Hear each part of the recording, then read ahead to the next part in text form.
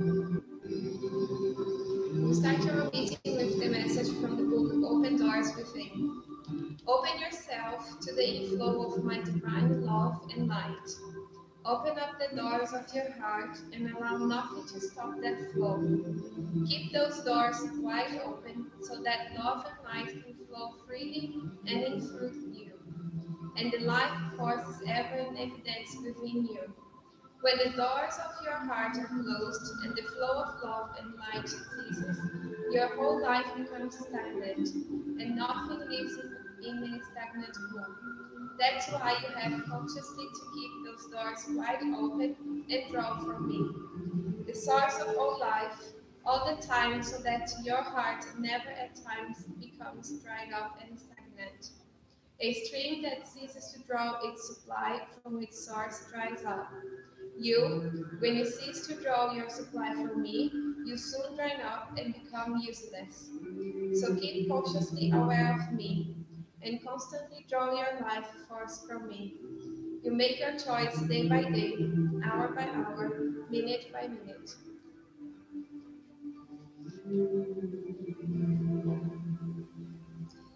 Dear God, our Father of love, Creator of everything and of everyone. Jesus, our Master Jesus, our lovely teacher, who came on earth to teach us the love and to live in God's laws. Jesus, we are here today, once again, to embrace this opportunity with our hearts in order to learn sincerely your teachings, the message of the good spirits through the Spiritist book, in order to enlighten ourselves as immortal spirits, in order to enlighten our hearts for the morality, in order to expanding our minds and thoughts for the new opportunities, for the new conscience, for the laws, for the goodness. Involve all of us here today, incarnate or discarnate, because all of us, we are sons and daughters of God. And in this way, we ask the permission to open this meeting today. So be it.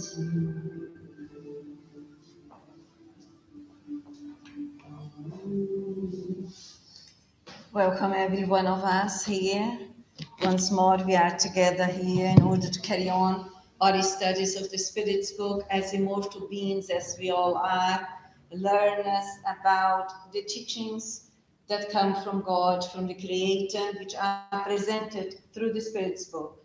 We are all invited to cooperate and to participate in this study, as it is a unique opportunity given to all of us, ourselves who are here in the flesh, and all of those in the spirit who are also here with us, those who have been brought by the benefactors, those who may have feel attracted by this proposal of goodness, helping us, enlightening us, so that we can use these teachings in order for us to progress, for us to evolve.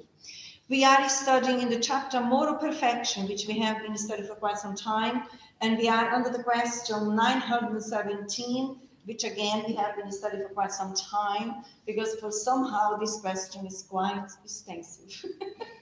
And guess what? What is the subtitle? Selfishness. So when it refers to our shadows, we can see through the Spirit's book, the enlightened beings always present a lot of information, which is helping us to see the same issue from different perspectives and helping us to learn and also to invest in our own spiritual journey. So we finished last week. The question is just for us to remind ourselves. The question 917, which we are studying for quite some time, is what is the means for destroying selfishness?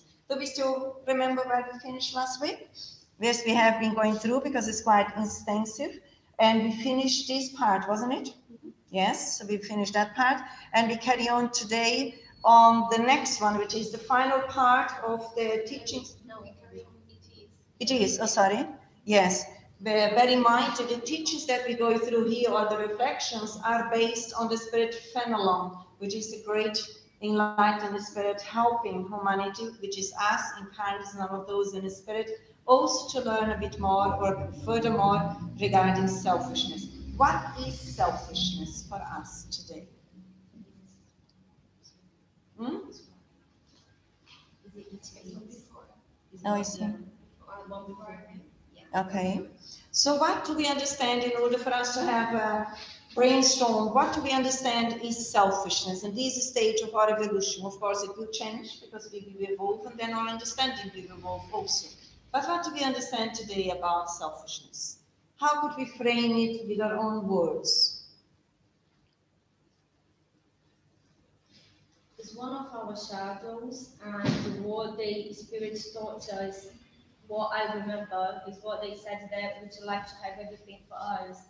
And we have comments, we have discussed about like actions that we do in our daily life, in our workplace, in our house, or related to people, uh, when we are selfishness, because sometimes we don't realize that some attitudes that we are having just thinking of about us or just thinking on our personal interest would be an example of selfishness. Okay. So anything else? I think when we think of us as being much more important than everyone else and everything else, we do not consider others or the need of others. Okay. So it's just me. Okay. Yeah. Anything else, Andrea? No? So let's go on then, where we are coming towards the end of Fenelon's teachings, helping us in this journey of understanding selfishness. We started gradually because it's quite long, so as we always go through phrases, it's easier for us to explore it more. And then continue, it says, it is the shock that humans experience from the selfishness of others that usually makes them selfish in turn because they feel the need to put themselves on the defensive. Let's explore that first phrase. What comes to us? What do we understand? How could we frame it or say it in different words?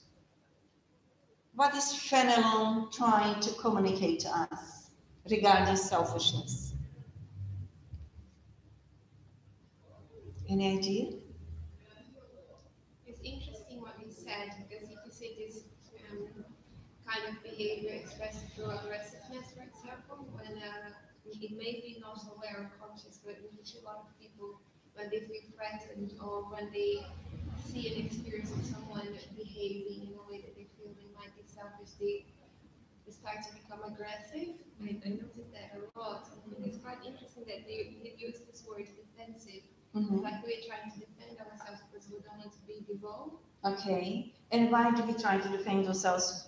Why do we not want to be below? What is below? I think it's the point of view that saying that this person has no right to treat me this way, so we'll treat the person the same way, so we'll be equal. And so I don't want to be below, but I'm already below. Yeah. I'm the same level. I am. Yes. I may not be aware of. So when we try to defend ourselves from someone who is aggressive or selfish, as they say here, what is that telling about us? As immortal beings, as beings who are in evolution, what is that telling? I don't know if it's right, but is it right to say that maybe they focus on the other persons and on the behavior of the other person? Because if I had, let's say, preference or values conquered, my actions wouldn't depend on how other people act. Precisely. Here we are talking about selfishness. So if I'm affected by somebody else's selfishness, what is that telling about me? Would it be right in saying that I'm also connecting with that part of myself, which I'm blind, I may not noticing that, and in that way I become defensive? But when we gradually, through different existence, but we engage more in this internal renewal process with sincerity and honesty, we will realize our own selfish patterns and we choose to overcome them. So when we are in contact with somebody else, because we may be more lucid at that moment, we will not interact with that level of, let's say, behavior. Is that making sense? Anything else? I was thinking as well about the defensive, because sometimes we actually I always have excuses on trying to explain my actions, and then trying to explain my actions through to myself in order to try to say, no, no, you are right, or trying to make me think that I'm right, even if I know that I'm not, or I'm feeling the consequence of my bad actions or my bad behavior. And then, regards to another thing that the defensive I was thinking about is when you feel that you are being attacked, you might, the first action or the first impact would be react regards to that person. And if you start to thinking about when you react and then come back to what Jacinta said, we're in the same level of understanding, we're at the same level of aggressiveness of the person with the other person.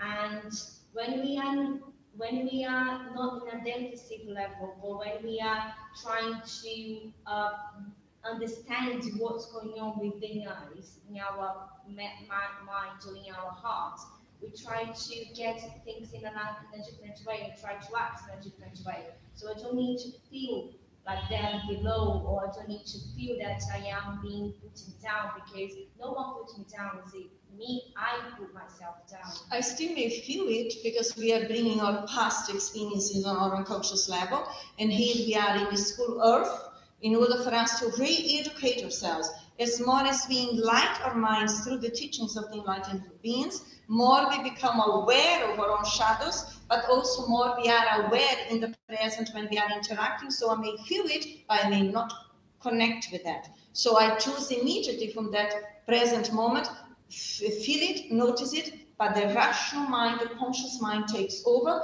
and chooses to interact with the experience according to my new way of being or my goal. Is that making sense? Or if we don't have the reference, because a lot of us, we still are quite selfish, we always remember our model. Who is our model? Any human being? No. Who is our model? Jesus. If you don't know how to behave, refer to the model Jesus. And then we train ourselves in that way. But when we become defensive, because we have the same similarities in patterns, and we may not see it within. But if we see it, we will learn to be in control of it. Anything else? Otherwise, we move on to the next one, which says, seeing that others think only of themselves and not of them, they are in turn led to be concerned about themselves more than about others. What is that phrase now teaching us as we continue to develop our thinking? Seeing that others think only of themselves and not of them, they are in turn led to be concerned about themselves more than about others. So again, is that referring that we are equal? So if the other is treating me that way, I also do it. So I'm equal. I'm just different if I choose to be different. Is where the complaint starts about our rights. Precisely. I think between lines, yes. When we are in the queue of reivindicating our rights, let's put it like that, we are here in this situation, in the poorness of our ethical values. Yeah. Anything else? Then continue. Let the principle of charity and fraternity be the basis of social institutions and the legal relations between nations and individuals, and all will think less of themselves when they see that others are doing so too. Thus, they will undergo the moralizing influence of example and contact. What is that bringing to our learning now? Or how do we understand it at present? How could we say it with our own words? Because they may also help others what he is studying with us. The principle of charity would be the definition of charity that we have in the Spiritist book. Which is? It was benevolence for all, indulgence for the perfection of others, and forgiveness. Yes. But what is the principle of fraternity? I think it is the same. If we don't exercise the principle of charity, as you well said, benevolence towards everyone, indulgence towards imperfections of others, and forgiveness. So unless we train our psyche in that way, can we learn to be fraternal? No. Fraternity is a consequence of learning to be charitable with ourselves and others, isn't it? How can we practice forgiveness if we don't learn to forgive ourselves and then forgive others? Yeah? I think fraternity is also related to respect others. And then we can bring the teachings of Jesus, which would like others would do. That's the meaning of fraternity. Correct. Anything else? I like when they said charity and fraternity be the basis of social institution and the legal relations between nations and individuals, and all will think less of themselves when they see that others are doing so too.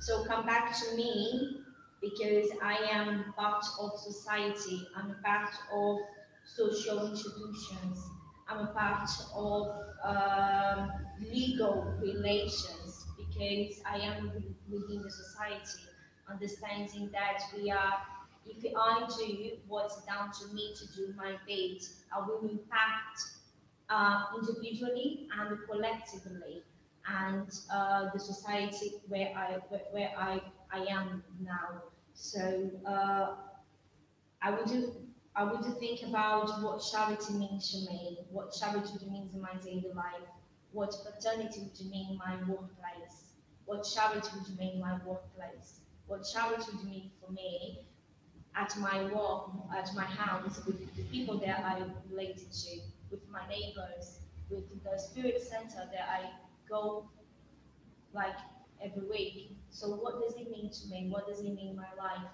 How do I apply it where I go? Because that means the social relations, that means the social institutions. And then it will like also impact further the relations of the legal institutions when we as immortal spirits are going to be more conscious, more lucid about our duties. Okay. And then it's not going to be only laws, but people doing that because we are conscious, we are aware of what you need to do. Anything else? It's interesting. Speak a bit louder. Now, I was thinking about, because he mentioned nations, not thinking about the wars we had. We had the First War, and then because some of the countries imposed so many taxes in Germany, then it led it to a revolt, and then we had the Second World War. So I was thinking, can you imagine if there was a little bit of forgiveness, how different that could have been? And then just after the Second World War, that everyone met up, in a congress, to say, okay, we're not going to do this anymore. It didn't work. We need to get together so we can stop crisis, especially across Europe. And it worked well. But if you see also the migrant crisis, where we don't want to accept the people coming from other countries, there still need to. I think there is a lot for every one of us as immortal beings, analyzing and reflecting our actions and our behaviors and our ways of being within the reincarnation process. Yes, we still have plenty to learn. Because it's not by chance that these kind of events are happening. It's not by chance that those brothers and sisters in humanity are coming to our stepstone. There is a past in the present. But we were blind in the past, and we may still be blind here, because that is mind land. You don't come in here. But this is not under the law of charity. The law of charity, when it says benevolence towards others or everyone, indulgence towards imperfections other than forgiveness, we still have a lot to learn. But again, we cannot change nations where we are. We cannot change society, but we are asked to change ourselves. So as more as we study and we choose to change ourselves within what is possible already, we become less selfish because we choose to be more charitable and more fraternal. We are already collaborating for our own evolution and also our participation in the society or in the institutions where we are, in an anonymous way, let's say. We may not be recognized, we may not be seen by the humans, but still, from a spiritual perspective, every action or every thought, feeling, and action, behavior which reflects charity and fraternity is already helping to build the new values in society. Okay? It's quite powerful in that way. It's not something that we reflect and sit back and wait that the nations change, that society change, that the institutions change, so that I feel better. No, we will choose to diminish the selfishness within when we are ready, as incarnates where we are, at home, workplace, community where we are, we choose to be more, to train ourselves to be more fraternal, we choose to be more charitable, and in that way we are diminishing, lessening the selfishness because we are increasing the ability to be more charitable. It's about everything because I mentioned it last week, the previous weeks when we were talking about like the relation with the Mother Earth or the planet. So it's not about laws because we can have laws regulating this, like doing regularizations, but we don't choose to follow that. So sometimes we need to be arrested because we are not following the rules. And but even then, sorry to interrupt, even then we are, what Cynthia said, full of rights. We are. Yeah. Why is that happening to me? Why are you doing that with me? But they're still so blind and may not see that I'm in the wrong pathway. This is why it's not happening. The laws are huge, but we need to be conscious about what I need to do and do that in our way or in our beat, if you can say. Because someone can impose me, but if I don't want to do, I won't be learning that and won't be conquering this. No, evolution doesn't happen through imposition. Evolution happens through becoming conscious of what my duties are, not what rights are. And also understanding that the human laws are although they are imperfect and limited and mutable, they are the extension of the divine laws, but imperfect because we are perfecting ourselves. But if I don't learn to respect human laws, surely I will not respect God's laws. Because if I'm rebellious, if I'm selfish and pride is dominating myself, I do what I want because I'm free. We still are quite in that dark state of mind and locked down that we call freedom, but we really are deep down enslaved by. But we free ourselves gradually as we understand the natural laws and also our participation in changing the human laws. And again, I don't need to be a lawyer, I don't need to be part of the legal system, I don't need to be in a government. I need to do what I came to do on earth based on my reincarnation process, to be honest in my daily basis, to obey the laws, what they ask me to do, instead of going against, instead of exploring. I need to observe my tendencies. If I always want to get into the shortcut and exploring, I need to be attentive of that and choosing now to be loyal to myself. And that we all can do, all of us.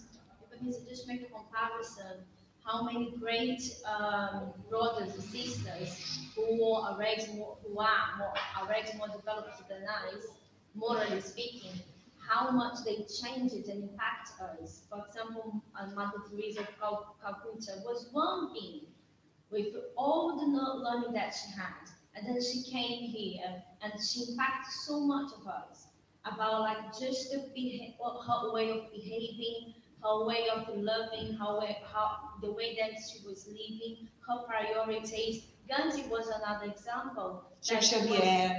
Yeah, so people that knew already much more what the meaning of God's laws, the meaning of is the changes within, those impacts of those changes making inside of us, and then we will be able to do that within the society that we are. Of course, the laws are important, and the education process is important for us to understand why should we follow those laws and not be against. However, needs to be their conscience as well in the self-education to understand that and then choose, as you always say, freely. I think that's the main word for me. choosing freely to do that, not imposing myself to do, but like freely understanding the why. Anybody else? What else comes to us? Anything else, Cynthia? No? So it's very important here. We mentioned Mother Teresa of Calcutta, we mentioned Gandhi, we mentioned Francisco Cândido Xavier, the impact on humanity. Who else do we have? Because there's never only one. There are different ones who come each time or each epoch. So who else to be reminded? Would Nelson Mandela also be a model for us and teaching us a lot for what he went through? Who else? Gandhi, we mentioned already. Who else? Sorry? I'm going to it was then also in Yes, yes. She did a great work as well. Yeah, she was a hospital. Precisely. And she was from a wealthy family, so she Mhm. gave up and everything. She went To help, yes. To be an instrument of goodness in the world. That we can mirror in terms of detachment, because she was wealthy, but she made choices. And again, where is that coming from? From her previous experiences, how she learned about the ethics and morality. So when we come back to next existence in a physical body, even if we come in certain situations, physically speaking, those values, they will prevail. They will dominate us in our way of being. I think nowadays it. Sorry. No, this is something I've been always like thinking and saying when I do the gospel work at home. It's what I've been learning. I hope I don't forget. So when I come back, I'll really go a little bit ahead, because I see people that I live with nowadays. They have a completely different conscience. So when sometimes I talk about be careful how we use the water and the amount of being we produce at home and eating meat and everything. And I hear this and said, oh, if you stop eating meat, you won't make a difference. That is to the whole world. So yes, but we have to start, and then eventually another person join us, and another one. But so many people still think that there's no point to make the effort because Doesn't make any difference. Yeah.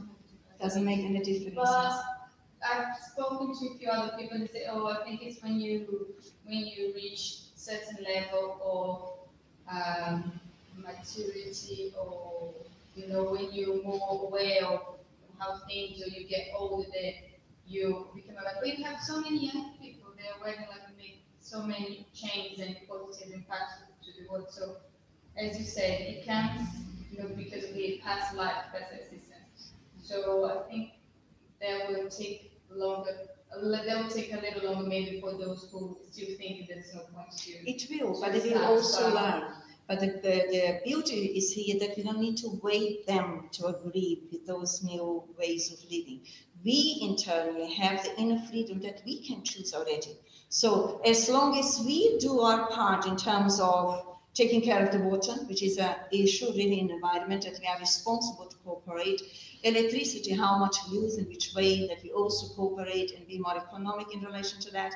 We are also cooperating to build a new society for us where we are supposed to come back in the future. If no one around us does it, or even if they call us silly, what is the point?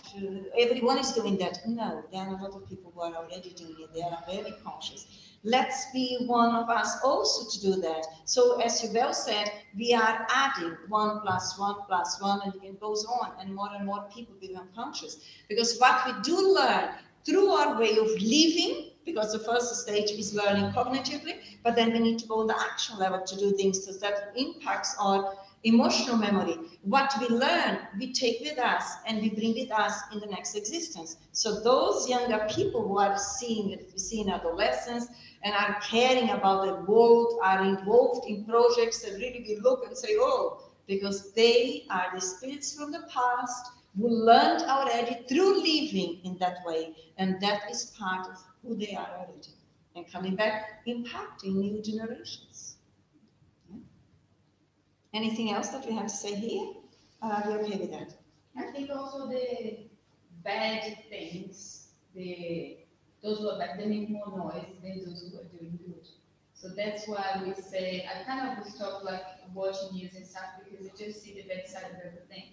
And there are a lot of people doing good things out there, but as the principle of charity, you don't need to, to show your hand for doing something.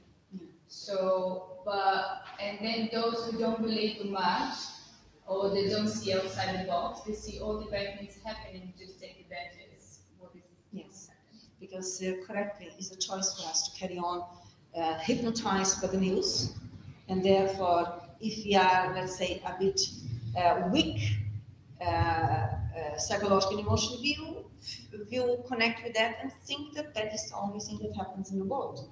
But actually, there is a lot of goodness going on, a lot of goodness.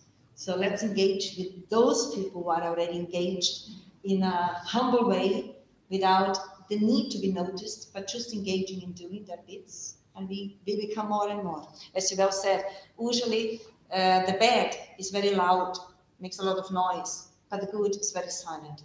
And carry on moving, because that is the invitation that the Enlightened Spirits are doing us, because they also carry on, despite of the disturbances for us on earth, they carry on helping in a silent way, they carry on helping. That way also, Jesus, who is the God now of earth.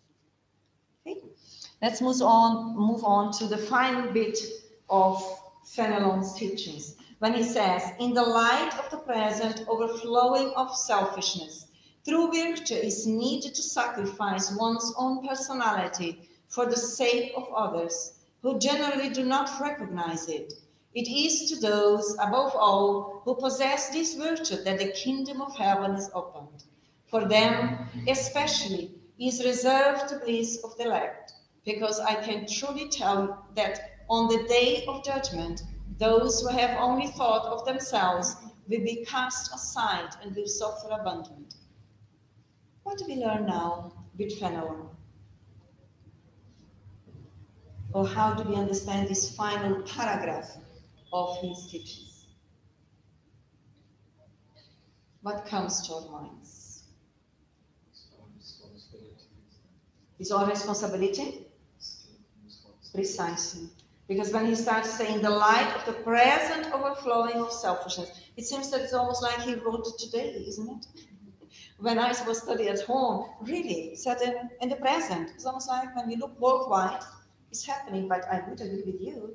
It's calling us back, to bring the focus back to us and develop responsibility within and without in doing different, which we explored on the previous one before it came in.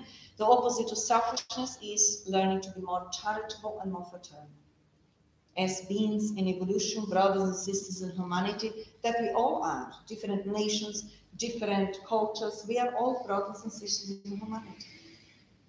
What else is coming to us here? Sacrifice one's own personality for the sake of others who generally do not recognize it. For me, it's really important because sacrifice my own personality is quite hard, but as well as is good because I'll feel the goodness. I'll feel like, Joanna, you could do it, you made it. We could transcend. But when we are feeling our shadows, we don't think like others. You don't just think about our rights. We just think about what they are doing with me, but you don't realize what you do with the others, what you do for that person. Is like, what's the reason for that person is doing that to me? I don't think about what am I doing. I just think about what they are doing to me. And then start realizing what's the cause, what's behind all of it, and behind all of it, pointless to say that's like is selfishness because I know already.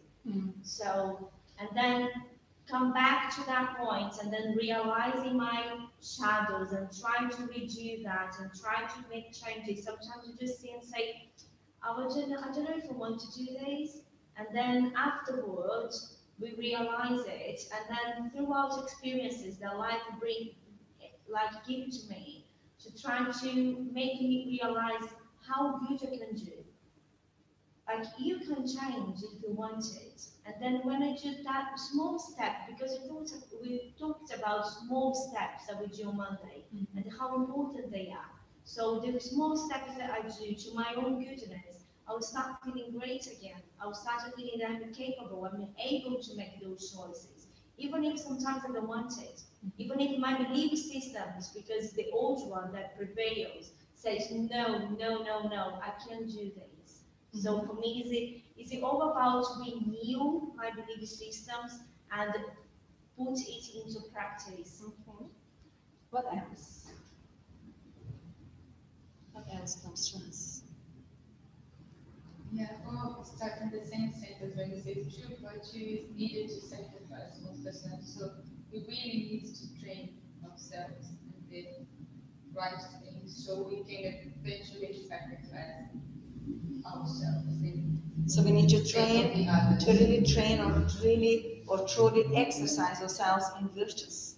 That is what we are lacking. This is why the selfishness still is so high in the society where we are part and within ourselves, because it is in the society means that it is within each one of us.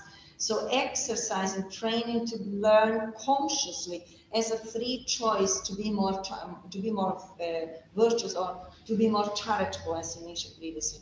Because now we understand the goodness that will result in behaving in that way towards us and also towards the environment where we are. Exercising, developing our free will in a responsible way now. Knowing that we are writing, let's say, a new chapter in our evolution path. Different, better than the previous ones. Anything else? How important these studies are. Because if I was thinking today, if I would not be here, how many bad choices I would be making. So how important it is to realize I really need to come to the studies because I will remind myself to what is true, to the true life, the true meaning of life. And then I will be able to, this is going to be more conscious in my mind, more aware in my mind, and I'll be able to make I'll be able to make better choices. Even if sometimes I don't feel like wanting to make those choices, but I know that's better for me. I think as more as we study the teachings of the enlightened beings who are helping humanity, we do understand I don't need to go to the Spiritist Center, but I do choose. Because I know that that is beneficial to me as I will carry on learning, reflecting each time, allowing myself as a free choice to go deeper and deeper within.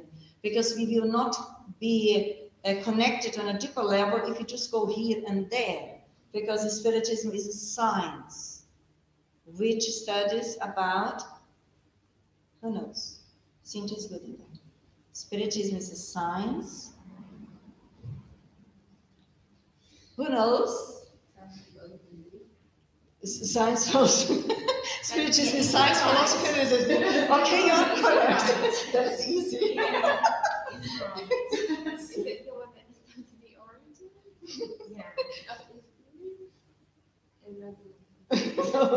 So Spiritism is a science that studies the origin, the nature and destiny of the spirits and also their interaction with the corporeal world. So imagine, it's a science. And as Allan Kardec always say, science you don't study just overnight. On earth, depending on the course that you do, you need 10 whatever years. Imagine a science which refers to the teachings which are divine in the universe. So therefore, we choose to carry on a study which is very good in a group study. Because sometimes one have an idea that I never thought about. And that helps me to add in my understanding. So it's a very sharing, fraternal way that we are learning with each other. No one is equal, so we benefit with this interaction. But sometimes we need to listen again. Or have to listen so many times, we were passing through some experiences and then it goes to the Spirit Center just to listen what we really need is. That's what we and then just encourage ourselves again to go through the experiences. As a free choice, because if you come as a duty, because I need to, I usually blocked psychological emotion, instead of being receptive, because I'm choosing to. I know that that is relevant for me. I know that we will benefit from it. And not only us incarnates what here already learning with each other, which is very enriching, but also the benefactors who are here helping us to make new associations, helping us, inspiring us to see things from a different perspective. So there's so much help here for us. Okay? Anything else? Emily, sorry, just to clarify, because I was thinking about personality. So is it right to say that personality would be like a group of characteristics that I have? Because I was thinking about sacrifice my personality, because I have low self-esteem, so I might go to the other extreme and like not to the middle way. So in this case, sacrificing one's personality for the sake of others would be me, because I know I have a personality, I have characteristics, I have shadows, and I have beauty is not fully acquired yet. But it would be knowing or acknowledging that I am perfect, and because of that, I need to be flexible, because it doesn't necessarily mean I will be wrong, or sometimes, not sometimes, sometimes, yes. Mm-hmm. So in this case, because I was thinking, it's personality. In what way is personality important? Is it always wrong, or is it? I don't think so. I think here they are referring very clearly in relation to selfishness. Personality. What is personality? We will have different interpretations depending how we look at it. A lot of people may say personality is who we are now in this existence. I like to think according to Leon Denis, because he presents the integral personality, which means that we are adding through different existences, building our own values, our own belief systems.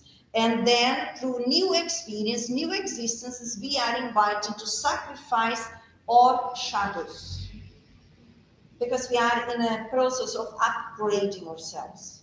Is that making sense? So in this case here, when they say sacrifice one's own personality for the sake of others, means learning to be less selfish, more charitable. Because if I still emphasize a lot my selfishness, I will not go out of my me situation.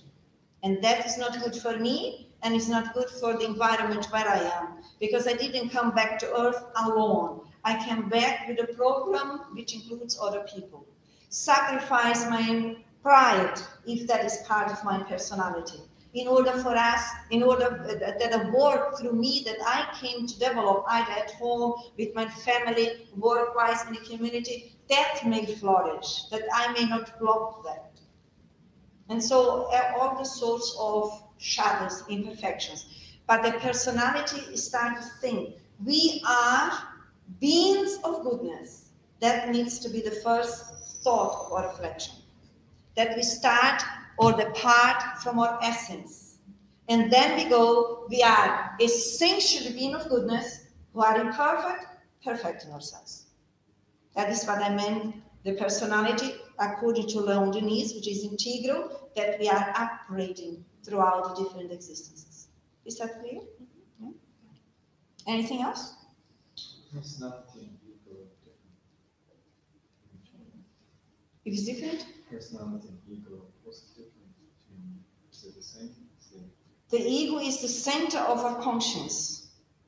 But again, here when we say sacrifice your own ego for the sake of others, that also means sacrifice the unbalanced tendencies of the ego, because the ego is the center of the consciousness. So once we now connect to the essence, to the self, and learn to, let's say, behave, to think, to act according to the essence, the self, we are restructuring the ego, and we build a strong, balanced ego, which is submitted to the self. It is obedient to the self, and therefore there is no longer this discrepancy that we gradually harmonize ourselves more.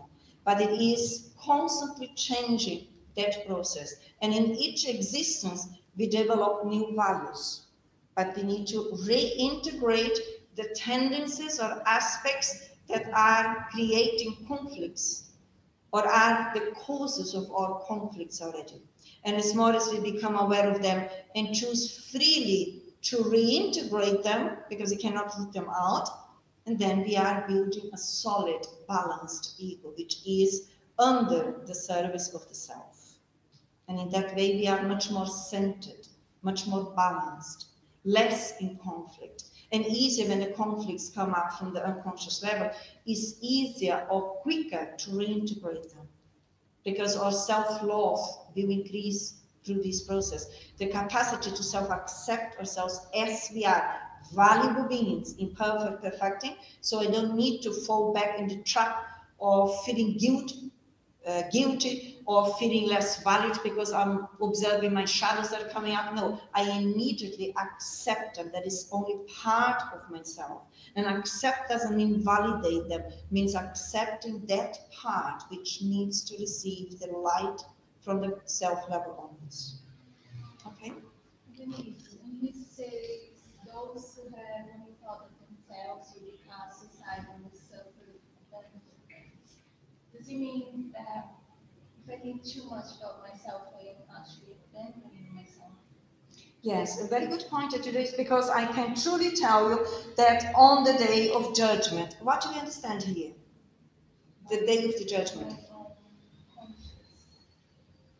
Are they referring here by the day that we disincarnate? Yes, when we disincarnate, when we free ourselves from the physical body, in that moment later on, we will be, let's say, facing ourselves. So it's us with us in relation to what we did or what we didn't. And then they say, those who have only thought of themselves will be cast aside and will suffer abandonment. It's almost like, as you well said, if I live in a very selfish way here and I insist to repeat those habits or those ways of being, and then sooner or later will come the time that I will free myself from the physical body, I will feel isolated or abandoned. But quite often we don't need to wait to disincarnate, isn't it? Sometimes we can feel that while we are in the flesh here. Is that making sense? Because selfishness, being a vices, and a very strong one, as the benefactors say, I think one of the biggest one in terms of bringing conflicts and afflictions and illness and everything else, we feel that here already. But also, even when we realize that we are very strong with selfishness, but you know what? I'm studying, I'm learning, I'm choosing now consciously to become more charitable on my daily life, in a simple way as I live. In that way, we are diminishing the power of selfishness, and we are already, let's say, learning to embrace ourselves and not abandoning ourselves. Okay, is that clear? So now moving on, is another one now, which is the comments of Allan Kardec. Is that right? It's quite long, as I mentioned. Question 917. We have a lot to learn. They carry on saying, now is the comments of Allan Kardec. Laudable efforts have doubtlessly been made to help humankind at once. Good sentiments are encouraged, stimulated and honored today more than at any other time. And yet, devouring warmth, selfishness continues to be the sore scourge of society. It is a true evil that is scattered through the world of which everyone is more or less a victim. Therefore, it is necessary to fight it as if we were fighting an epidemic. To this end, we must proceed as physicians do, go back to the cause. How do we understand this first paragraph that Allan Kardec comments to question 917 of the Spiritist book regarding selfishness? Any idea? What comes to the first phrase? Laudable efforts have doubtlessly been made to help humankind at once. How do we understand that? Progress is one of the laws of God, so we will always be evolving and progressing. Okay. What else? Did we always have throughout human evolution beings who have been there, let's say, laudable efforts? In other words, we always received superior beings on earth, not only speaking, talking, but living the goodness in society. Is that the way that we are hold our attention? At least the spirits are trying to. Anything else? Reminds me of when Jesus came. So it was a massive encouragement for us, and we just shut our eyes and ears and asked him to be killed, basically. We carry on doing what we want anyway, isn't it? What is this guy telling me? So yeah, so many, and as you said, every now and then we have people coming in and we keep like, oh no, just keep doing it. We could even reflect about our own lives, isn't it? As the spirits as we are studying about Spiritism, which brings the natural laws in the universe, helping us to understand, and how much are we choosing to incorporate that in our lives, or how much we may be also blinding our eyes. Because in order to carry on becoming more fraternal, more charitable, we need to, yes, eradicate or diminish our selfishness, but also to be willing to address our personal interests, isn't it? Because otherwise, we know intellectually, but when we go out of the Spiritist Center, we choose to live as any materialistic person, or even sometimes worse, because we are the materialistic from yesterday, from other existences. Yeah. So now we are here in this, let's say, school. We need to constantly be thinking, what are my choices when we wake up in the morning? Because this is just a short period, couple of hours. And then I sleep, then I'm out of my body. I'm hopefully doing good if I choose to do that. But what are my choices? What do I choose to train myself in this couple of hours ahead in this day, regarding myself as a mortal being? Regarding myself, that sooner or later will be out of the physical body, and everything here on earth is not important anymore. The only thing is what I and us we trained psychologically and emotionally. The real values that we take with us. Anything else? Just adding what you said, we are studying the gospel, and I think it was the last chapter that was saying for this chapter. Blessed who are pure in heart, because they will see God. And then I'm still thinking about what he meant about being pure in heart. And that I think is what you have been talking throughout this day, or through these teachings, is it being sincere, developing the virtues. As much as I sincerely want or will to develop the virtues within, I will be getting closer to the Lord, because I will be living the Lord. And the much more that I live, I will understand better what's written here, and then I will be able to feel it. However, if I don't do that, how will I be able to understand? How would I be able to live in a free mind, in a free conscience? So pure in heart, because they will see God. If we don't want to train ourselves to become pure in heart, because that means perfecting ourselves, and it's impossible in one existence, but we can advance quite a lot in learning to be honest with ourselves, learning to be sincere, learning willing to be really overcoming our own shadows on the emotional level, and in that way we are more receptive to understand the profundity of the teachings.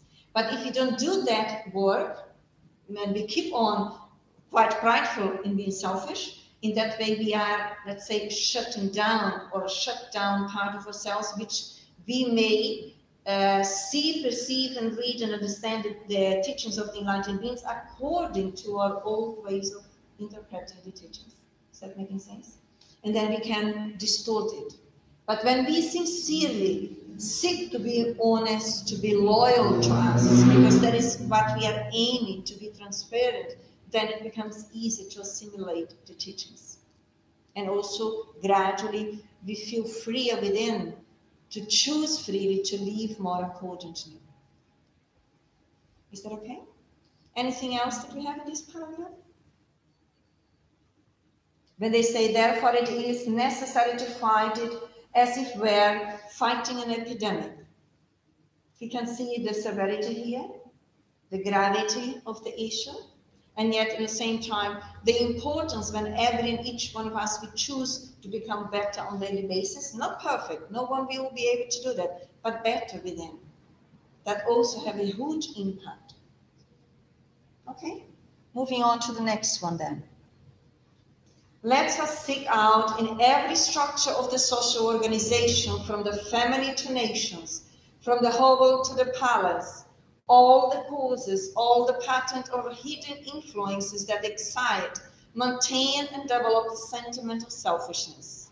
Once the causes are known, the remedy will present itself.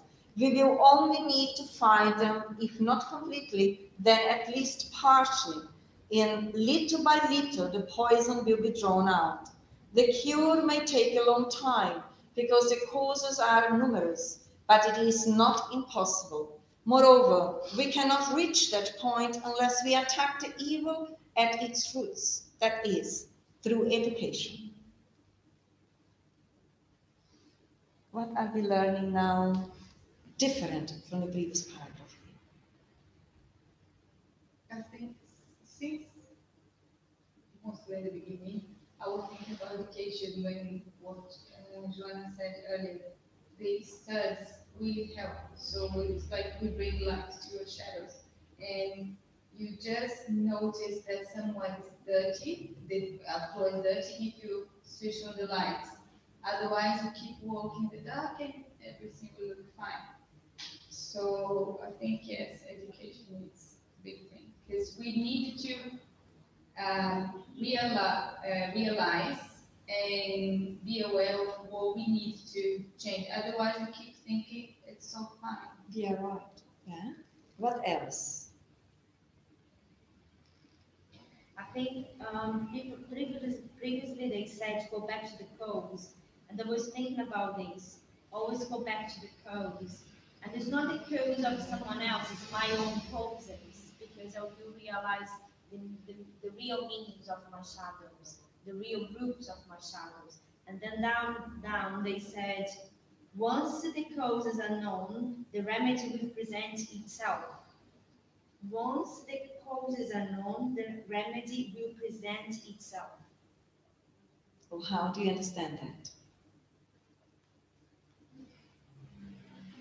So, first of all, I need to realize and go back to the causes and then try to self-study or identify the causes and the shadows within. However, in the same way, I need to try to study what we're doing now, the laws of God and the goodness or the understanding or bringing up the teachings of the good spirits. So, and then it will be easier for me when I identify those causes, understand what I need to do. Is what, like you always said here, bring up your goal all the time that we are in risk, or all the time that we need to put the self-control in a higher level, because you know we are in danger zone. So if you are in danger, if we are trying, we are losing like yourself, you're losing yourself, like bring out the self-control and then try to bring in a conscious mind your goal, my goals, and then I will be able to back to that conscience and try to readjust. And then when they said the remedy will present yourself, also bring back to me when I always sense it in my heart, the benefactors they are around, they are always willing to help me. But if I don't want to be helped, they can't help myself. Now, in that way, I may even know the causes, as you said, but I may not be willing yet to benefit from the remedies, to change. Because a lot of people, they know already what they need to change, or even ourselves, and we may choose not to do it because we still are, let's say, enslaved by our personal interests or driven by selfishness. But sooner or later, that will happen. It may take centuries for some of us, but we all evolve. Then they say, as you said, we will only need to fight them, if not completely, then at least partially. But do we understand we only need to fight them? Are we right to say we only need to face them? once we become aware, conscious of our shadows, or the causes, the reasons of our dissatisfactions, of our afflictions, of our perturbations, and then because we are open, we accept them, we become aware, and then we choose gradually, not to fight, but is to face them, knowing that we are immortal beings, knowing that we are mutable beings. Doesn't matter how strong my shadow may be there, selfishness or whatever it is. I and all of us, we bring also to the same level plus the resources or the goodness to be trained and to be exercised as long as we choose to do that. Because as Joanna said, no one can do that for us. We may be studying, I may not apply that. Or the benefactors may inspire me while I'm sleeping or even throughout the day, but I just ignore it because I still prefer to go via that route, which is the wrong pathway. So be willing to choose to testify, to go, to walk in the right pathway. Okay? The shadow is only there when you don't face it. Yes, and it just dominates you when you don't want to look at it. So ignoring it, it doesn't mean that it's not there or it doesn't bother me. It will bother me. It will disturb me. Because it's the shadow. What is the shadow? It's an aspect of ourselves which has been created by us and ignored by us for quite some time. And created or developed on a very unconscious level. So if we now still ignore it, and we have different ways that we can do that, that will sooner or later become stronger and stronger, disturb us more. As a natural process for us to become more aware and engaging in the healing process. So it's almost like our inner wisdom, our inner nature, the inner wisdom that we have is signaling us for us to perceive, to go back to that aspect and learn to reintegrate it through the ownership, through the responsibility. And in that, we diffuse the power of that aspect. Anything else that we have here?